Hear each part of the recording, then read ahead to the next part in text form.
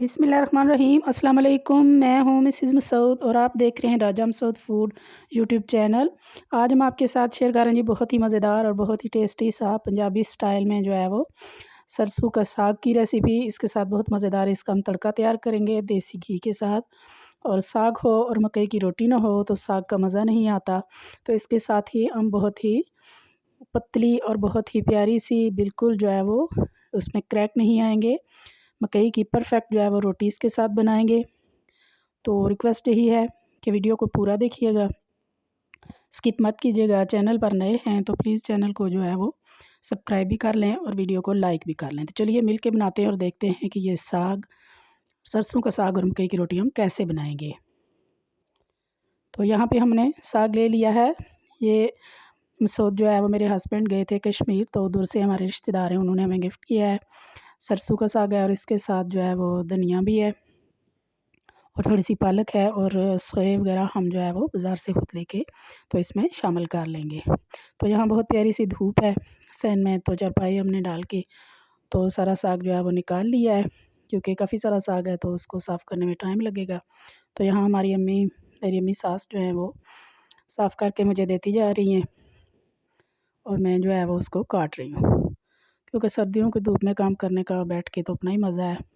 तो साग तो वैसे भी अगर गाँव में है तो खेतों वगैरह से लेने जाएँ तो 1 दिन तो लग जाता है, खेतों से लाते हैं फिर उसे काटते हैं और दूसरे दिन जाके कभी पकाना पड़ता है, क्योंकि सीज़न में 1-2 दफ़ा ही साग पड़ता है। तो यहाँ हमने साग को जो है वो सारा काट लिया और अच्छी तरह 2-3 पानी में हमने इसे धो लिया है, क्योंकि इसके साथ मिट्टी और रेत वगैरह होती है, तो जब तक 2-3 पानी में अच्छी तरह से धोए नहीं साफ़ नहीं होता और इसमें से मिट्टी रेत वगैरह नहीं निकलती। तो खुले पानी में हमने इसे 2-3 दफ़ा धो लिया है। तो यहाँ जो है वो चूल्हे पे हमने एक बड़ा देचका रख लिया है, तो उसमें सिर्फ मैं जो है वो 3 लीटर पानी डाल रही हूँ और इसको जो है वो हम बॉयल आने देंगे। तो यहाँ पानी को बॉयल आ चुका है, तो अभी हम इसमें थोड़ा-थोड़ा करके अपना साग जो है वो डालते जाएँगे और जैसे-जैसे जो है वो गर्म पानी में हम साग डालेंगे, ऐसे-ऐसे साग नीचे जो है वो बैठता जाएगा, क्योंकि बहुत सॉफ्ट होता है, तो जब गर्म पानी के अंदर जाता है तो ये फ़ौरन से जो है वो नरम पड़ जाता है। ये देखें आप कैसा ग्रीन होके वो नरम पड़ रहा है। तो इसी तरह हम सारा साग जो है उसके अंदर डालते जाएँगे, पानी ऊपर आता जाएगा और साग जो है वो नीचे बैठता जाएगा। तो यहाँ पे तकरीबन हमने सारा ही साग डाल लिया, थोड़ा-थोड़ा करके हम चम्मच चलाते रहे हैं तो ये नीचे बैठता गया है। तो यहाँ देखिए सारा साग इतने से देचके में आ गया है, पानी ऊपर आ चुका है। तो यहाँ हमारे पास हरी मिर्चें हैं, कुछ गोल वाली हैं और कुछ लंबी वाली हैं, क्योंकि जो लंबी वाली आजकल आ रही हैं वो इतनी ज़्यादा कड़वी नहीं है, तो गोल वाली मेरे पास कम थी, तो कुछ ये डाल रहे हैं और इसके साथ ही कुछ मेरे पास जो है ये सूखी हुई मिर्चें हैं सुर्ख, तो ये भी डाल रहे हैं। तो अगर आपके पास ये सूखी हुई हरी ना हो, वैसे तो हरी मिर्चें ही डालते हैं साग में, तो आप इसमें दड़ा मिर्च जो पिसी हुई मिर्च होती है सिर्फ वो भी डाल सकते हैं। हस्बे ज़ायक़ा हम नमक डालेंगे, तो अच्छी तरह जो है वो मिर्चों को और नमक को साग के साथ मिक्स कर देंगे। तो ये देखें पानी कितना ऊपर आ चुका है। तो इस सारे पानी के अंदर जो है वो हम साग को पका लेंगे, गला लेंगे और जब तक ये गल नहीं जाता तब तक हमने इसको पकाते रहना है और बीच-बीच में हम इसमें चम्मच चलाते रहेंगे और चेक करते रहेंगे और तब तक पकाएँगे जब तक हमारा साग अच्छी तरह गल नहीं जाता।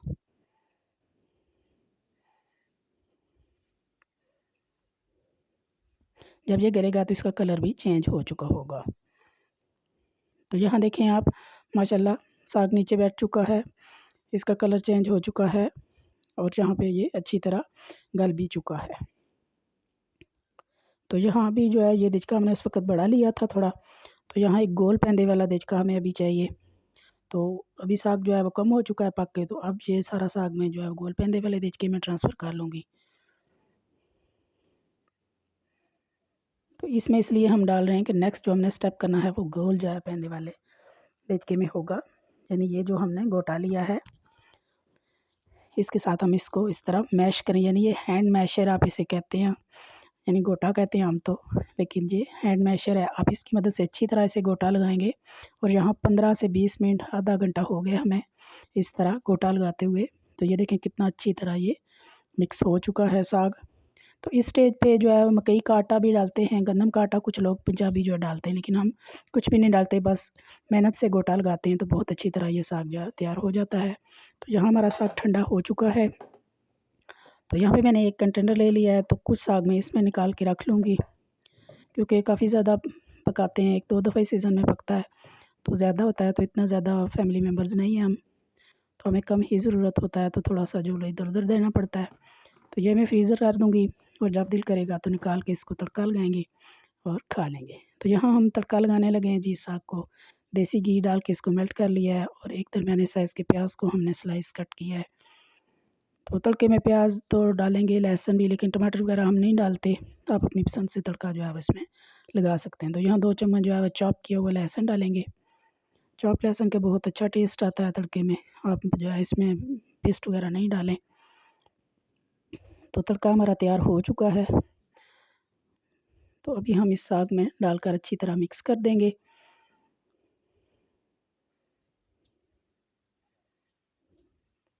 तो यहाँ पे हमारा साग जो है वो रेडी है।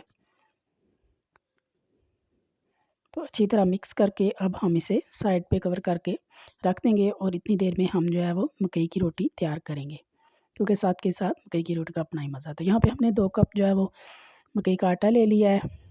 तो हाफ़ टी स्पून नमक डालेंगे और 1 चुटकी अजवाइन डालेंगे। अजवाइन से बहुत अच्छा टेस्ट और फ्लेवर भी आएगा और ये फ़ायदेमंद, पेट के लिए बहुत ज़्यादा फ़ायदेमंद होती है, बादी वगैरह चीज़ों की ख़त्म करती है। तो थोड़ा-थोड़ा पानी डाल के हम इसको इस तरह जो है वो गट्ठा करेंगे। थोड़ा-थोड़ा डालना है, क्योंकि बहुत जल्दी जो है गंदम का आटा जो है ना पानी डालने से नरम पड़ जाता है। तो थोड़ा-थोड़ा डालेंगे ताकि ये सॉफ्ट ना हो जाए। तो इस तरह हाथों की मदद से दबा-दबा के इसे गूँध लेंगे और सारे आटे को हम जो है वो इस तरह गट्ठा कर लेंगे। बिल्कुल जिसमें से ड्राई आटा ख़त्म हो चुका है, तो इस तरह हाथ की मदद से दबाकर हम इसे इकट्ठा कर लेंगे। तो यहाँ सारा आटा जो है कंबाइन हो चुका है। तो अभी हम इसे गूँध लेंगे। मकई के आटे के गूँधने का ये तरीका है कि एक हाथ से हम इसे जो है वो हथेली की मदद से इस तरह स्क्रैच करते जाते हैं, ये वाली जो जगह होती है इससे, और ये बहुत अच्छी तरह हो जाता है। और ये हमने 5 से 10 मिनट करना है। जितनी देर हम इसे इस तरह गूँधेंगे हथेली की मदद से, उतनी अच्छी हमारी रोटी बनेगी और ये आटा जो है वो सॉफ्ट और अच्छा बन जाएगा। बस ये यहाँ पे थोड़ी-सी मेहनत करनी पड़ती है। कुछ लोग तो अलग-अलग पेड़ा लेके उसको करते जाते हैं और साथ-साथ पकाते जाते हैं, लेकिन मैं यहाँ पे पहले सारे को कर रही हूँ, क्योंकि हम थोड़ा ही है हमारे पास। तो तकरीबन 10 मिनट मैंने इसको इस तरह किया है। तो यहाँ पे देखें माशाल्लाह अच्छी तरह ये कंबाइन हो चुका है।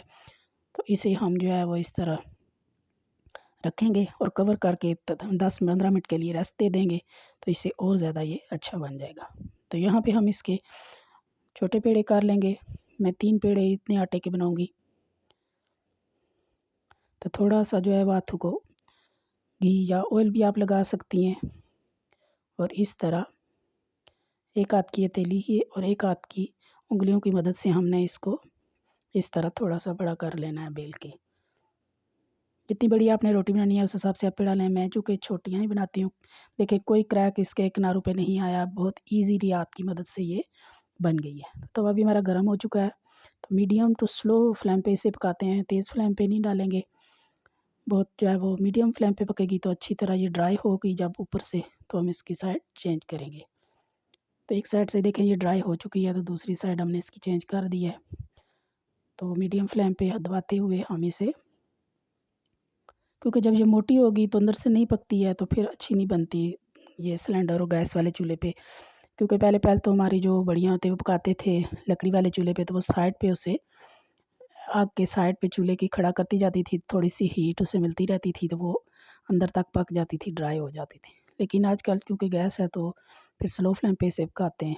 तो यहाँ देखें माशाल्लाह हमारी मकई की रोटियाँ भी तैयार हो चुकी हैं। 3 रोटियाँ बनी हैं माशाल्लाह, देखें कितनी गोल और कितनी परफेक्ट बनी है। तो आप चाहें तो इसको घी भी लगा सकते हैं, क्योंकि साग के साथ घी वाले भी खाते हैं, लेकिन हम घी नहीं खाती। मैं और मेरे हस्बैंड, तो हमने घी नहीं लगाया इसको। उन्होंने कहा था कि ड्राई पकानी है। तो ये देखें आप कितनी पतली है और इसके क्रैक वगैरह भी नहीं आए और बहुत प्यारी माशाल्लाह करके पकी हुई है। तो फाइनली हम सर्व करते हैं जी अपना साग माशाल्लाह इसकी लुक चेक करें कितना यमी और प्यारा सा जो है वो हमारा साग रेडी है। तो इस पर डालेंगे थोड़ा सा तड़का और साथ में डालेंगे जी देसी घी और कढ़ाई में हम इसे सर्व कर रहे हैं। और इसके साथ ही जो मकई की रोटी है उस पर भी हमने घी रख लिया है। तो बहुत ही टेस्टी, बहुत ही मज़ेदार जो है वो हमारी मकई की रोटी और सरसों का साग जो है वो रेडी है। तो यहाँ तो हम आपको ट्राई करके दिखा रहे हैं कि कितना मज़ेदार और यम्मी सा ये बना था। तो आप भी जो है ये ज़रूर ट्राई कीजिएगा। तो वीडियो को लाइक कीजिएगा, शेयर कीजिएगा। चैनल पर नए हैं तो प्लीज़ जाने से पहले चैनल को ज़रूर सब्सक्राइब कीजिएगा। अपना बहुत ख्याल रखिएगा, मुझे दुआओं में याद रखिएगा। बहुत शुक्रिया। अल्लाह हाफ़िज़।